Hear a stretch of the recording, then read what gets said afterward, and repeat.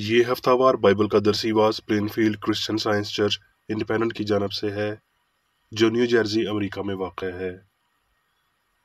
مزید معلومات کے لیے آپ ہماری ویب سائٹ ملاحظہ کریں www.plainfieldcs.com۔ یہ سبق 20 فروری 2022 بروز اتوار ہفتہ کے اختتام پر آپ کے مطالعہ کی غرض سے تیار کیا گیا ہے۔ مضمون: عقل، سنہری متن، یعقوب۔ اگر تم میں سے کسی میں حکمت کی کمی ہو تو خدا سے مانگے جو بغیر ملامت کیے سب کو فیاضی کے ساتھ دیتا ہے، اس کو دی جائے گی۔ جوابی مطالعہ: ایوب۔ لیکن حکمت کہاں ملے گی اور خرد کی جگہ کہاں ہے؟ نہ انسان اس کی قدر جانتا ہے اور نہ وہ زندوں کی سرزمین میں ملتی ہے۔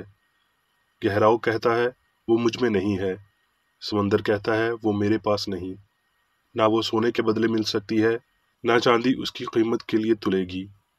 پھر حکمت کہاں سے آتی ہے اور خرد کی جگہ کہاں ہے؟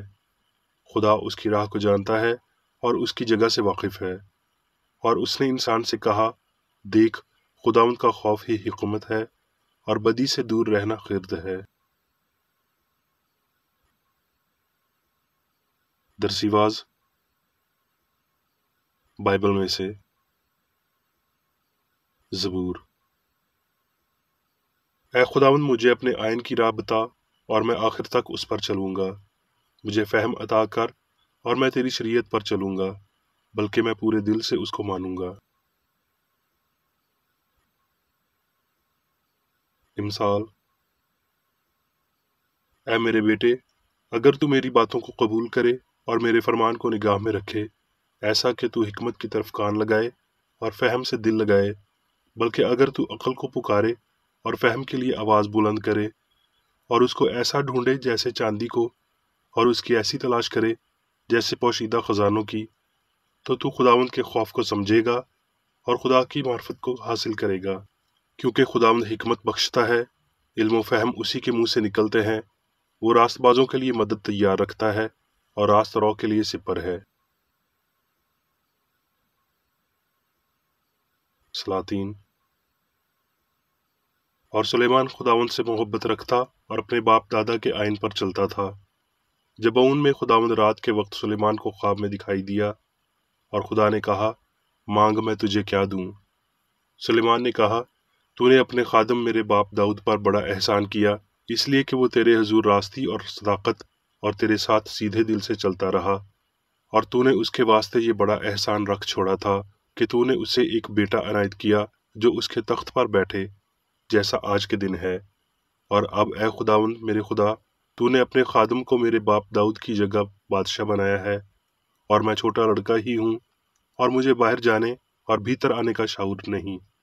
سو تو اپنے خادم کو اپنی قوم کا انصاف کرنے کے لیے سمجھنے والا دل عنایت کر، تاکہ میں برے اور بھلے میں امتیاز کر سکوں، کیونکہ تیری اس بڑی قوم کا انصاف کون کر سکتا ہے؟ اور یہ بات خداوند کو پسند آئی کہ سلیمان نے یہ چیز مانگی ہے۔ اور خدا نے اس سے کہا، چونکہ تو نے یہ چیز مانگی اور اپنے لیے عمر کی درازی کی درخواست نہ کی اور نہ اپنے لیے دولت کا سوال کیا اور نہ اپنے دشمنوں کی جان مانگی، بلکہ انصاف پسندی کے لیے تو نے اپنے واسطے عقل مندی کی درخواست کی ہے، سو دیکھ، میں نے ایک عقل اور سمجھنے والا دل تجھ کو بخشا، ایسا کہ تیری مانند نہ تو کوئی تجھ سے پہلے ہوا اور نہ کوئی تیرے بعد تجھ سا برپا ہوگا۔ یسایہ۔ اور یسی کے تنے سے ایک کونپل نکلے گی اور اس کی جڑوں سے ایک بارآور شاخ پیدا ہوگی، اور خداوند کی روح اس پر ٹھہرے گی، حکمت اور خرد کی روح، مصلحت اور قدرت کی روح، معرفت اور خداوند کے خوف کی روح۔ اور اس کی شادمانی خداوند کے خوف میں ہوگی، اور وہ نہ اپنی آنکھوں کے دیکھنے کے مطابق انصاف کرے گا اور نہ اپنے کانوں کے سننے کے مطابق فیصلہ کرے گا، بلکہ وہ راستی سے مسکینوں کا انصاف کرے گا اور عدل سے زمین کے خاکساروں کا فیصلہ کرے گا، اور اپنی زبان کے عصا سے زمین کو مارے گا اور اپنے لبوں کے دم سے شریروں کو فنا کر ڈالے گا، اور اس کی کمر کا پٹکا راست بازی ہوگی और उसके पहलू पर रास्तबाजी का पटका होगा। मत्ती। यीशु हेरोदिस बादशाह के ज़माना में यहूदिया के बैतलहम में पैदा हुआ। लूका। और वो लड़का बढ़ता और कुव्वत पाता गया और हिकमत से मामूर होता गया, और खुदा का फजल उस पर था।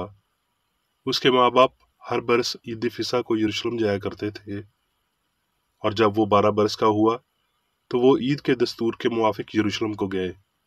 जब वो उन दिनों को पूरा करके लौटे तो वो लड़का यस्सु यरूशलेम में रह गया। और 3 रोज के बाद ऐसा हुआ कि उन्होंने उसे हैकल में उस्तादों के बीच में बैठे उनकी सुनते और उनसे सवाल करते हुए पाया, और जितने उसकी सुन रहे थे उसकी समझ और उसके जवाबों से दंग थे। और यीशु हिकमत और कदोकामत में और खुदा की और इंसान की मकबूलियत में तरक्की करता गया। मत्ती। उस वक्त लोग उसके पास एक अंधे गूंगे को लाए जिसमें बदरूह थी। उसने उसे अच्छा कर दिया, चुनाचे वो गूंगा बोलने और देखने लगा। और सारी भीड़ हैरान होकर कहने लगी, क्या ये इब्ने दाऊद है? फरीसियों ने सुनकर कहा, क्या ये बदरूहों के सरदार बिल्जबूल की मदद के बगैर बदरूहों को नहीं निकालता? उसने उनके ख्यालों को जानकर उनसे कहा, जिस बादशाही में फूट पड़ती है वो वीरान हो जाती है, और जिस शहर या घर में फूट पड़ेगी वो कायम न रहेगा। और अगर शैतान ही ने शैतान को निकाला तो वो आप अपना मुखालिफ हो गया, फिर उसकी बादशाही क्यों कर कायम रहेगी? और अगर मैं बिल्जबूल की मदद से बदरूहों को निकालता हूँ तो तुम्हारे बेटे किसकी मदद से निकालते हैं? बस वही तुम्हारे मुंसिफ होंगे।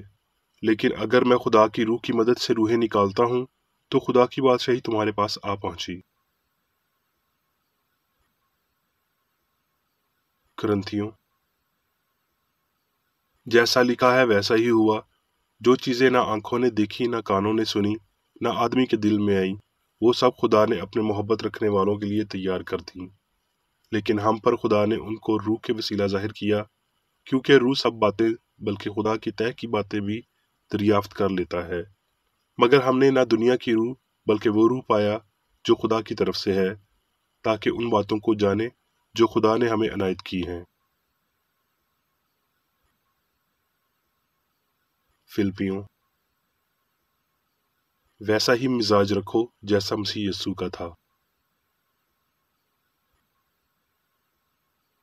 अब मैं मेरी विकिरेडी की तहरीर करदा क्रिश्चियन साइंस की दरसी किताब साइंस और सेहत आयात की कुंजी के साथ में से ली गई तहरीरें पढ़ूंगा। साइंस और सेहत। इलाही साइंस का वाज़ह नुक्ता यह है कि खुदा रूह हक में कुल है, और उसके अलावा कोई ताकत है ना कोई अकल है। सब मवाद जहानत, हिकमत, हस्ती, लाफानियत, वजह और असर खुदा से ताल्लुक़ रखते हैं। ये उसकी खसूसियात हैं, यानी लामुतनाही इलाही असूल, मोहब्बत के अबदी इजहार। कोई हिकमत अक्लमंद नहीं सिवाय उसकी, कोई सच्चाई सच नहीं, कोई मोहब्बत प्यारी नहीं, कोई जिंदगी जिंदगी नहीं माँ सिवाय इलाही के, कोई अच्छाई नहीं माँ सिवाय उसके जो खुदा बख्शता है। जैसा कि रूहानी समझ पर जाहिर हुआ है, इलाही माबादुल तिब्बियात वाज़ह तौर पर दिखाता है कि सब कुछ अक्ल ही है, और ये अक्ल खुदा कादिर मुतलिक हमाजाई अलामुल गयूब है, यानी कि सब ताकत वाला, हर जगह मौजूद और सभी साइंस पर कादिर है। लिहाजा हकीकत में सभी कुछ अक्ल का इजहार है। अक्ल, वाहद मैं या हम, वाहद रूह, हस्ती, इलाही असूल, असल, जिंदगी, हक, मोहब्बत, खुदाए वाहद, वो नहीं जो इंसान में है, बल्कि इलाही असूल या खुदा, इंसान जिसका मुकम्मल और कामिल इजहार है, अलूहियत जो वाज़ह करती है मगर वाज़ह होती नहीं। साइंस में ये कभी नहीं कहा जा सकता कि इंसान खुदा जो सारी अक्ल है से मुनफरिद अपनी कोई अक्ल रख सकता है। सवाल, क्या दिमाग सोचता और असाब महसूस करते हैं, और क्या जहानत मादे में है? जवाब, नहीं। اگر خدا سچا ہے اور انسان ایک جھوٹا ہے تو نہیں۔ اگر مادہ غیر ذہین اور دماغی گوشے سوچ نہیں سکتے تو ذہانت مادے میں کیسے رہ سکتی ہے؟ مادہ عقل کے کام سر انجام نہیں دے سکتا۔ غلطی کہتی ہے میں انسان ہوں، مگر یہ عقیدہ فانی ہے اور حقیقت سے بہت دور ہے۔ شروع سے آخر تک جو کچھ بھی فانی ہے وہ انسانی مادی عقائد سے تشکیل پایا ہے، اور وہ کچھ نہیں ہے۔ خدا ذہانت ہے، کیا ہم اس لامتناہی عقل کو اس سے آگاہ کر سکتے ہیں جو وہ پہلے سے نہ جانتا ہو؟ حقیقی انسان کا ہر عمل الہی فہم کی نگرانی میں ہے۔ انسانی سوچ قتل کرنے یا علاج کرنے کی کوئی قوت نہیں رکھتی، اور اس کا خدا کے بشر پر کوئی قابو نہیں ہے۔ الہی عقل جس نے انسان کو بنایا خود کی صورت اور شبیہ کو قائم رکھتی ہے۔ انسانی عقل خدا کی مخالف ہے اور اسے ملتوی ہونا چاہیے، جیسا کہ مقدس پولس واضح کرتا ہے۔ وہ سب جو در حقیقت موجود ہے وہ الہی عقل اور اس کا خیال ہے، اور اس عقل میں تمام ہستی ہم آہنگ اور ابدی پائی جاتی ہے۔ سیدھا اور تنگ راستہ اس حقیقت کو دیکھنا اور تسلیم کرنا، اس طاقت کو ماننا اور سچائی کی رہنمائی پر چلنا ہے۔ یہ روحانی فہم کا صوبہ ہے کہ وہ انسان پر حکمرانی کرے۔ مادی غلط انسانی سوچ بدن پر اور بدن کے وسیلہ بہت بری طرح عمل کرتی ہے۔ قوت ارادی ہر قسم کی بدی کا قابل ہے۔ یہ کبھی بیمار کو شفا نہیں دے سکتی کیونکہ یہ غیر راست باز کی دعا ہے، جبکہ جذبات کی مشق، امید، ایمان، محبت راست باز کی دعا ہے۔ یہ دعا حواس کی بجائے سائنس کی زیر نگرانی ہوتے ہوئے بیمار کو شفا دیتی ہے۔ مالک کے اس قول نے کہ میں اور باپ ایک ہیں اسے ربیوں کے روایتی نظریے سے منفرد بنایا۔ خدا سے متعلق اس کی بہتر سمجھ ان کے لیے ڈانٹ ٹپٹ تھی۔ وہ صرف ایک عقل سے واقف تھا اور کسی دوسرے پر اس نے کوئی دعویٰ نہیں کیا۔ وہ جانتا تھا کہ انا عقل تھی نہ کہ بدن تھا، اور یہ کہ مادہ، گناہ اور بدی عقل نہیں تھے، اور الہی سائنس کا یہ فہم اس پر زمانے کی پھٹکار لانے کا موجب بنا۔ یہ فہم کہ انا عقل ہے اور یہ کہ ماسوائے ایک عقل یا ذہانت کے اور کچھ نہیں، فانی حس کی غلطیوں کو تباہ کرنے اور فانی حس کی سچائی کی فراہمی کے لیے ایک دم شروع ہو جاتا ہے۔ یہ فہم بدن کو ہم آہنگ بناتا ہے، یہ اعصاب، ہڈیوں، دماغ وغیرہ کو غلام بناتا ہے، نہ کہ مالک بناتا ہے۔ اگر انسان پر الہی عقل کے قانون کی حکمرانی ہوتی ہے تو اس کا بدن ہمیشہ کی زندگی اور سچائی اور محبت کے سپرد ہے۔